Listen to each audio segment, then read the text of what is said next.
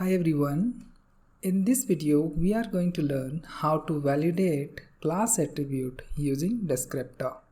In this person class, while initializing, we are looking into type of the value, and if it is not a string, then we are raising type error. That we have applied for both name and email. Now for first time we are passing the proper value, so it should work fine. Let's execute this code. And you can see we got the proper data. Now let's do one thing. We are going to change the attribute value after initialization. So object.name and value are passing as 22. Let's print this object. Now let's execute this code. And still it is working. We are not getting any exception because after initialization it's not checking whether value is a string or integer. That validation is not there.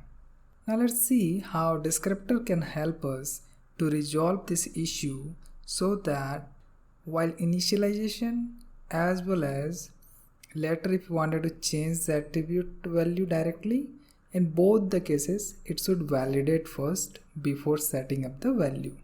Now let's remove this validation what we have given in initialization part. So let me remove it, and the first one also I'm going to remove.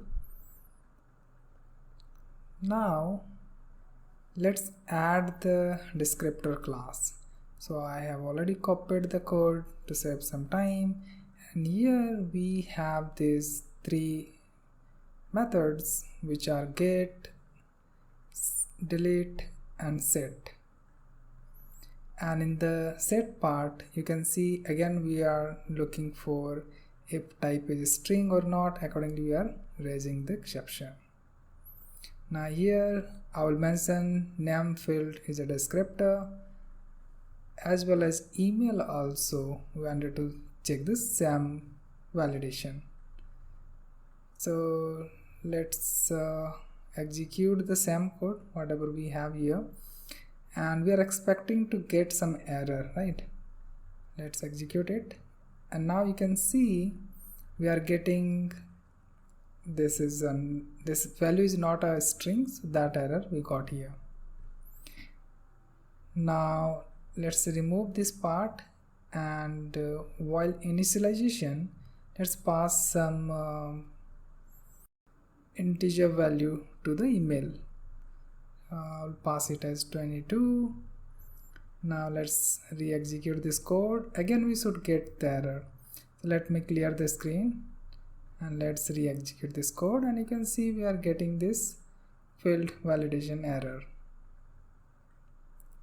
So thank you for watching.